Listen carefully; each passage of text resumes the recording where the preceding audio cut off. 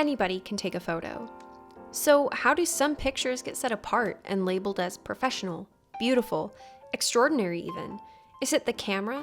Do you have to pay a crazy amount of money to take a breathtaking photo? No. All you need is to follow or know when to break a few rules.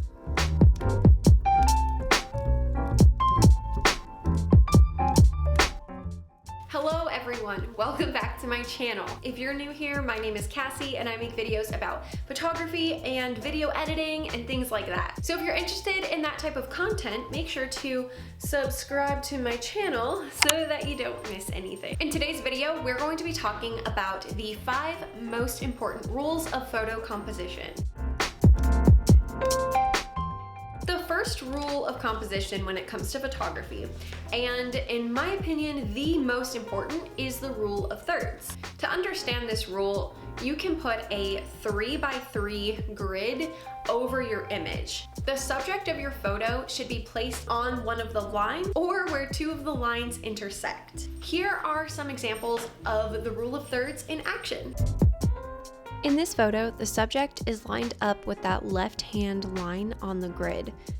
And in this photo, the subject's eyes are along the top line of the grid. Both of these follow the rule of thirds.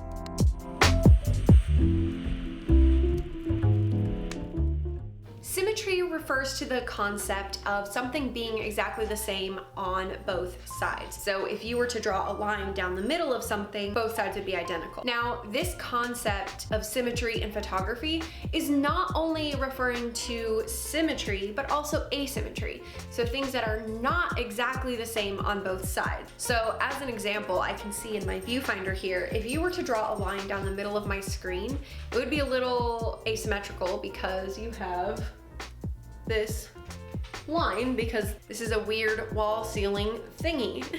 When you're composing an image and you're trying to decide whether you want it to be symmetrical or asymmetrical, really try to think about the idea that you're trying to convey. If you were trying to convey the message, imperfection is perfection, for example, in this case, you would probably want to have an image that is asymmetrical. If you're trying to do something for branding or something that's supposed to look very clean, you might want to look at having an image that is more symmetrical. Some photos can be too messy. Now, when I say this, think about images that you've seen where you can see the subject, but there's so much going on around the subject. That can be very distracting. So, sorry, my dog is chewing on a bone right next to me. So the next rule is negative space. To clean up an image, instead of having a bunch of things all over the place, it's smart to have space without anything in it. For example, where I'm filming right now, I removed anything that was in the background. Actually, there is stuff in the background. I just happen to be standing right in front of it. Let's say I was filming like this. It's a little bit strange that there's just random stuff in the middle of the video that have nothing to do with anything that I'm talking about. It can be very distracting. You're probably not even paying attention to me right now, but paying attention to this Polaroid camera or this GoPro or maybe even my Starbucks cup. But now, the only thing you can pay attention to is me. And you want it to be the same in your images. You want people to pay attention to the subject in your photo as opposed to everything else going on around the subject. That being said, if the subject of your photo is the chaos, then obviously this rule does not apply. But if you're just wanting to take a photo, headshots, for example, you don't want to have everything else going on in the image. The whole point of the image is to put that subject on display. I'm gonna set this down now.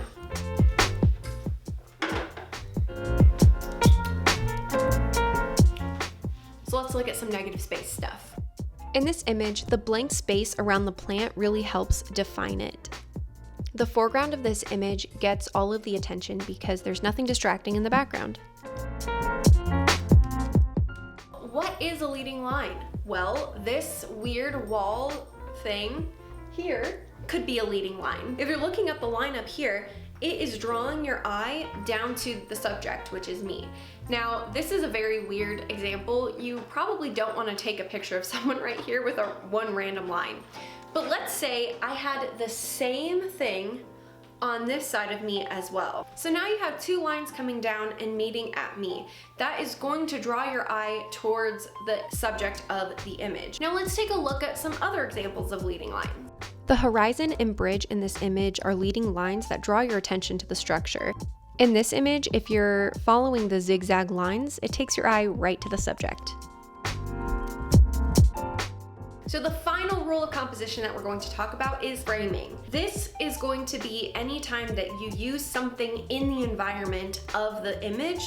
That can be the foreground, the background, but something else besides the subject that creates a frame around the subject. If you take these photo composition rules into consideration during your next photo shoot, I guarantee that your images will turn out so much better. Thank you so much for watching. If you do try out any of these rules that you haven't actually applied before, let me know in the comments how it went for you. I would love to hear about your own experiences. Thank you all so much for watching. I hope you have a beautiful day, and I will see you in my next video.